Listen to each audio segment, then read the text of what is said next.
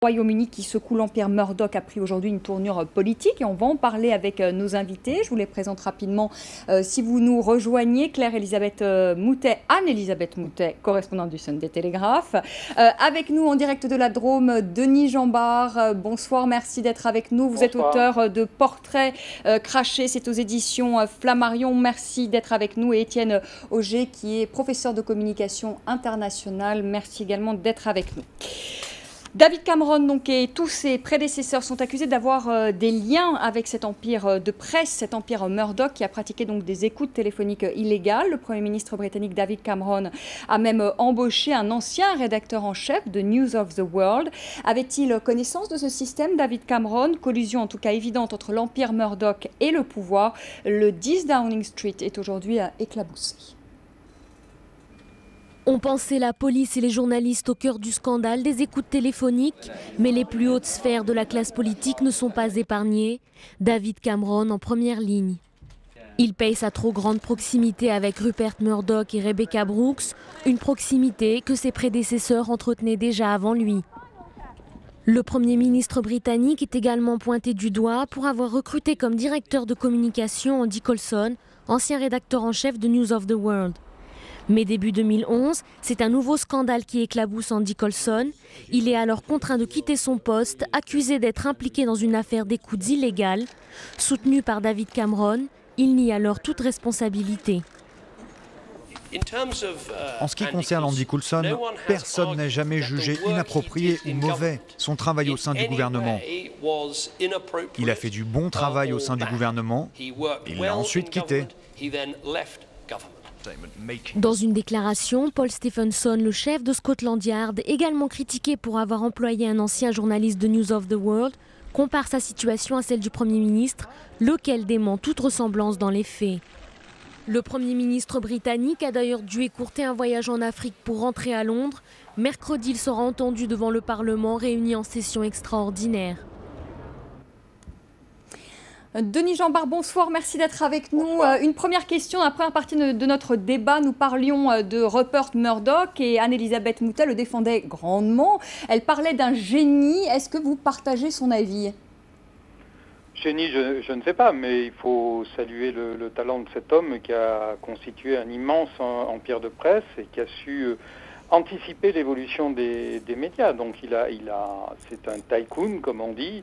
Et en même temps, c'est un homme qui a développé une presse de caniveau, notamment en Angleterre, dont on voit aujourd'hui les conséquences.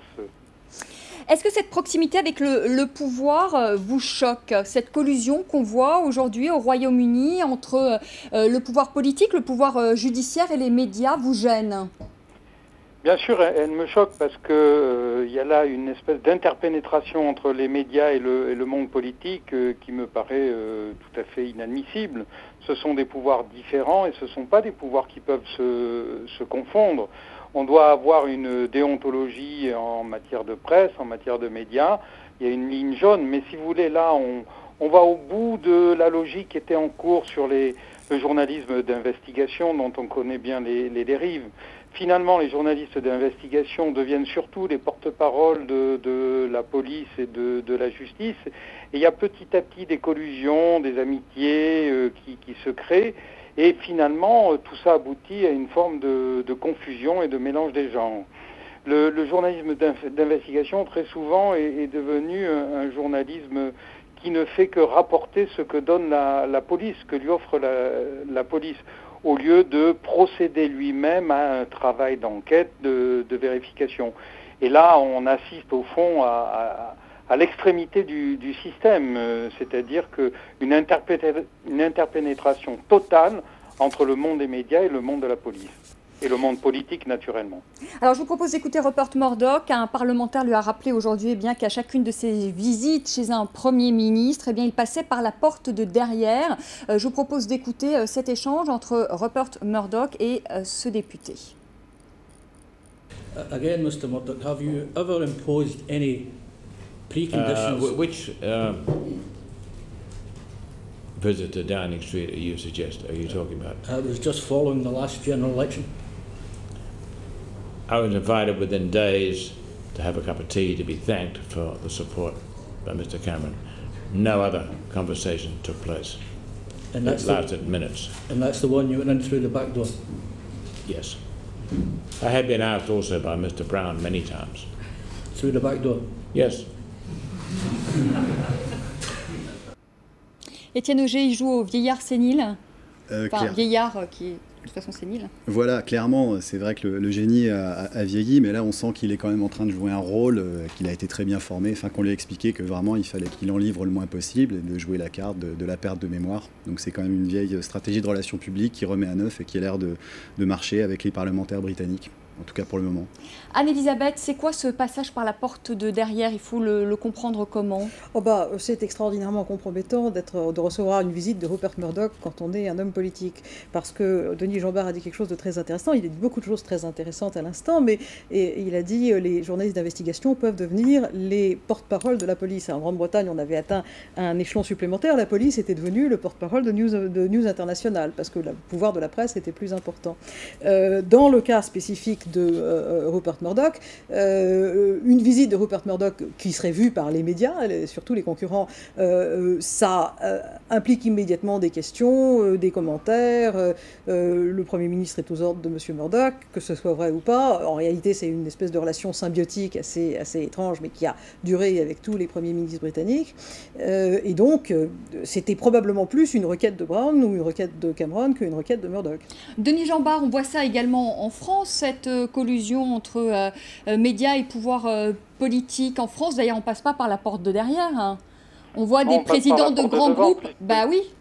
Oui, on passe par la porte de devant parce que vous savez qu'aujourd'hui, notamment dans la presse papier, il y a énormément d'aides de l'État. C'est de l'ordre de 2 milliards d'euros à travers les différentes formes d'aide. Donc il y a une relation économique, financière qui est assez transparente et qui justifie qu'on passe par la porte de devant. Mais c'est assez surprenant d'ailleurs. L'état de la presse française a fait que c'est le chef de l'État lui-même en France qui, il y a 2 ans, a initié des états généraux de la presse pour essayer de la presse écrite, pour essayer de la sauver, de la tirer du mauvais pas dans lequel elle continue à se trouver d'ailleurs. Donc si vous voulez, ça crée des relations tout à fait singulières. Alors c'est assez facile comme ça de mettre en cause ce type de relations. Mais les journaux tendent trop volontiers la sébille et ne se remettent pas assez en cause eux-mêmes et ne s'interrogent pas assez sur le rôle qu'ils doivent tenir aujourd'hui en fonction des évolutions du paysage médiatique. Quel est le rôle de la presse écrite aujourd'hui? On fait une presse qui est identique à celle qui existait il y a maintenant 40 ou 50 ans, alors que le paysage médiatique s'est complètement transformé. Et plutôt que de s'interroger sur le rôle de chacun, on cherche, si vous voulez, c'est de l'argent de tous les côtés. Ça amène aussi l'arrivée de grands groupes financiers dans le capital d'un certain nombre d'entreprises de presse et donc le risque aussi d'une pression des actionnaires sur les rédactions. Donc on est aussi dans une situation qui n'a économiquement périlleuse et qui fragilise l'indépendance de la presse. Encore que moi, je ne participe pas de cette espèce de conspirationnisme général qui consisterait à dire que Nicolas Sarkozy tire toutes les ficelles de la presse française. Sans doute intervient-il peut-être dans les médias publics, mais enfin bon, la radio, France Inter, il suffit d'écouter tous les matins pour savoir qu'elle est indépendante. Et les journaux comme Le Monde ou Libération, il y a quand même eu l'affaire Paris Match avec. Restent très indépendants. Il y a quand même eu l'affaire Paris Match avec Alain Genestard qui a dû quitter Paris Match. Bien sûr, oui. Mais évidemment, le chef de l'État, plusieurs fois, est intervenu et il y a eu des sanctions qui ont été prises par les actionnaires. Et c'est ça qui est un vrai danger, c'est-à-dire la capacité de résistance des actionnaires. Mais la question qui est posée là, c'est est-ce que quand ces actionnaires sont liés à la commande d'État, eh bien, ils sont naturellement sous l'influence du pouvoir politique. Quand vous avez un grand groupe, un avionneur qui possède un groupe de presse, comment pourrait-il être indifférent à ce que dit l'État? J'ai été moi-même à la tête de l'Express à un moment donné et j'ai vécu ce type de situation quand j'ai publié les caricatures de Mahomet. Eh bien, je l'ai d'ailleurs exposé au cours du procès qui avait été mené contre Charlie Hebdo. Je suis allé témoigner. J'ai expliqué la conversation que j'avais eue avec Serge Dassault qui m'avait demandé de retirer ces caricatures du journal, d'arrêter même le journal. Nous étions en train d'être imprimés et me disant que, faisant un lien avec le fait que le chef de l'État allait faire une visite en Arabie Saoudite. Et donc, c'était des contrats, notamment l'espoir de contrat sur le Rafale, qui était en jeu. Bon, ben, ça se règle dans un rapport de force. Moi, je dis, écoutez, vous êtes l'actionnaire du journal, vous pouvez faire tout ce que vous voulez, mais ce n'est pas moi qui vais décrocher mon téléphone pour dire à l'imprimeur d'arrêter l'impression du journal. Naturellement, vous pouvez le faire parce que le journal vous appartient. En ce qui me concerne, naturellement, demain matin, je démissionnerai. Le journal ne paraîtra pas, c'est peut-être pas très important pour vous, mais vous allez perdre 1 ou 2 millions d'euros. Et 3, vous aurez une tempête de presse. Et finalement, dans cet échange-là, eh bien, il y a un rapport de force qui se crée et qui fait que l'actionnaire a calé. Mais c'est ça la réalité de la relation avec un actionnaire quand il a des intérêts qui sont liés aux intérêts de l'État. Anne-Elisabeth. Bravo à Denis Jeanbart, évidemment, pour avoir publié les caricatures de Mahomet et avoir tenu bon. Le problème, c'est quand on est dans une telle relation de suggestion avec un propriétaire qui ne sait pas ce que c'est que la presse et qui est d'abord préoccupé de ses intérêts, on peut faire des coups difficiles une fois, 2 fois, et puis ensuite on se dit, bon, je n'ai pas envie d'avoir des ennuis toutes les semaines, j'ai pas envie d'avoir des ennuis tous les jours, je vais me battre pour les batailles qui valent le coup. Et encore une fois, félicitations à Denis Jeanbart pour avoir livré celle-là, et elle valait le coup.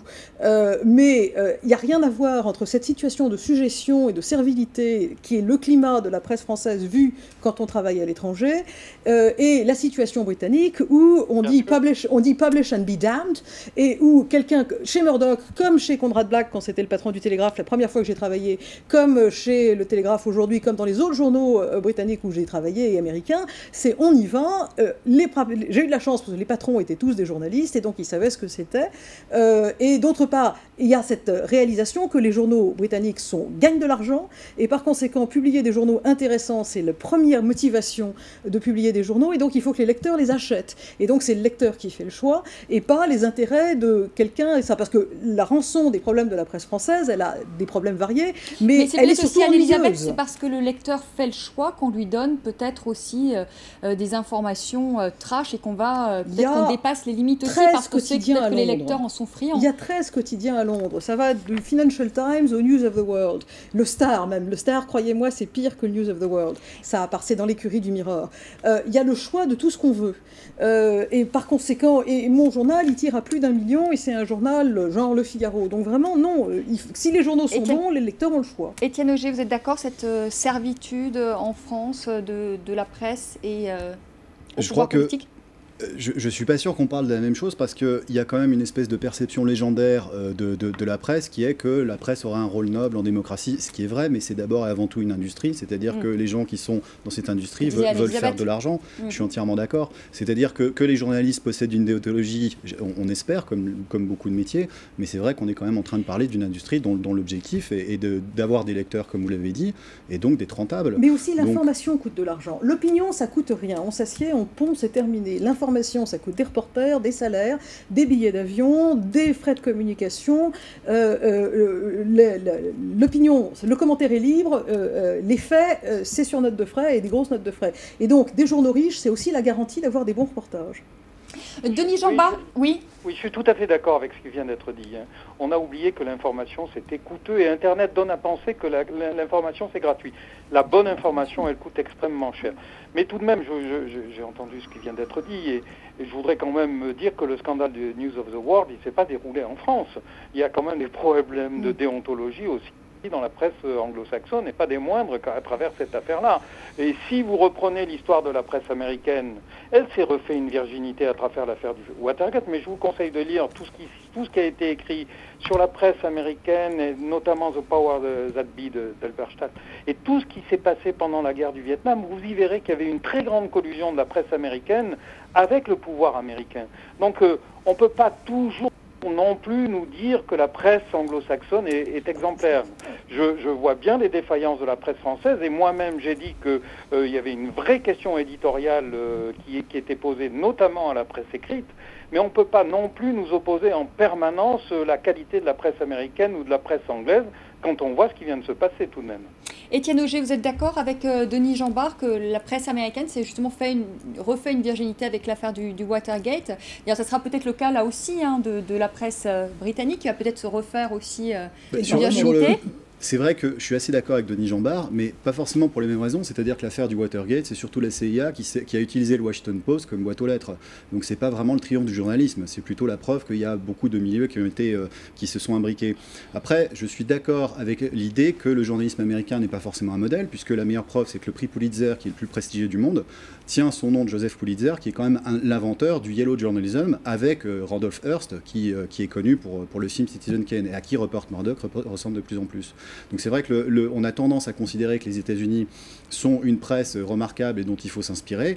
Il y a quand même énormément de limites et il y a beaucoup d'excès des deux côtés. Donc la presse française est quand même assez différente de la presse anglo-saxonne. Mais on loue souvent, c'est vrai, le journalisme d'investigation à l'anglo-saxonne en disant que c'est la meilleure presse d'investigation. Ça correspond à une réalité ? C'est peut-être la meilleure presse d'investigation parce qu'il y a beaucoup plus d'argent et parce qu'effectivement il y a un lectorat qui est beaucoup plus important que la France et avec les pays francophones. Donc c'est vrai qu'il y a encore quelques magazines, quelques journaux qui continuent à faire de l'investigation, mais c'est quelque chose qui disparaît. Quand on parlait tout à l'heure d'Internet qui effectivement donne l'impression que l'information est gratuite, je me souviens une fois d'un commentaire d'un internaute qui disait maintenant on n'a plus besoin de journalistes vu qu'on a Internet. Et donc il ne comprenait pas que justement le journaliste, effectivement ça coûte de l'argent, les groupes, on est dans une industrie qui doit quand même être un petit peu rentable. Et les États-Unis sont très rentable, c'est vrai. Alors on arrive bientôt au terme de ce débat. Anne-Elisabeth, est-ce qu'on peut dire aujourd'hui que l'empire Murdoch est vraiment menacé? Est-ce qu'on peut imaginer que cet empire s'effondre? Qui change de propriétaire, c'est pas impossible. Il y a quelque chose qui paraît très important, il y a des accusations qui sont maintenant faites aux États-Unis en disant que les journaux Murdoch ont également pratiqué le hacking des écoutes téléphoniques aux États-Unis et notamment sur les familles des victimes du 11 septembre. Alors je ne sais pas si c'est vrai. Il est possible que des gens se fassent un nom ou disent de toute façon on va investiguer, on verra si c'est vrai, ça fait beaucoup de bruit, ça met en valeur les parlementaires qui le demandent, etc. Si c'est vrai, et il a bien apporté des journalistes britanniques pour faire son tabloïd new-yorkais, mais tout de même, c'est pas le même pays, c'est pas le même contexte. S'ils ont fait ça aux États-Unis, c'est une catastrophe, parce que on ne joue pas avec ces choses-là. On a vu ce qui est arrivé à l'équipe de Nixon, et à ce moment-là, je crois que News International, dont une bonne partie du chiffre d'affaires se trouve aux États-Unis, à ce moment-là, ça change de propriétaire et Murdoch est complètement terminé. Si c'est pas vrai, il est possible que l'affaire reste circonscrite en Grande-Bretagne, avec déjà la perte du journal qui leur faisait gagner le plus d'argent, le News of the World, qui s'est sabordé lui-même. Mais il est possible que Murdoch, que les studios de la 20th Century Fox, que l'Internet, que la télévision en Chine, que les journaux en Australie, que tout ça survive. On va voir. Denis Jambard, est-ce que Rupert Murdoch peut rebondir? Écoutez, c'est quand même un empire mondial, donc l'incendie, c'est dans un des secteurs de l'empire, il n'est pas encore généralisé. Donc en effet, on va voir s'il y a eu aussi des excès aux États-Unis et une ligne jaune franchie qui pourrait en effet ébranler l'un des autres piliers de l'Empire. Mais attendons de voir. Mais c'est aussi la bourse qui va arbitrer, parce que je vous rappelle que son cours de bourse s'est effondré. Ce sera intéressant de voir comment évoluent les choses. Mais pour le moment, il me semble que l'incendie est circonscrit à la Grande-Bretagne. Merci Denis Jambard d'avoir été avec nous. Étienne Auger, le mot de la fin, l'empire Murdoch, la fin? La fin peut-être pas, je doute que l'empire change de nom, mais il va certainement changer de prénom. On pense certainement que Rupert Murdoch sera obligé de passer la main, peut-être pas à James, peut-être à Lachlan, on ne sait pas, mais effectivement il aura besoin en tout cas d'un changement de tête, et Rupert Murdoch est quand même devenu vraiment un symbole beaucoup trop mauvais pour en tout cas ses actionnaires. Merci beaucoup Étienne Auger, qui est l'auteur de Traité de propagande, c'est aux éditions Debout qu'on l'a vu à l'image et on le revoit. Merci d'avoir été avec nous. Mille merci également à Denis Jambard qui était avec nous en direct de la Drôme et Anne-Elisabeth Moutet, éditorialiste au Sunday Telegraph. C'est la fin de ce débat. Je vous retrouve demain à 19h10 pour une nouvelle émission. Très belle soirée.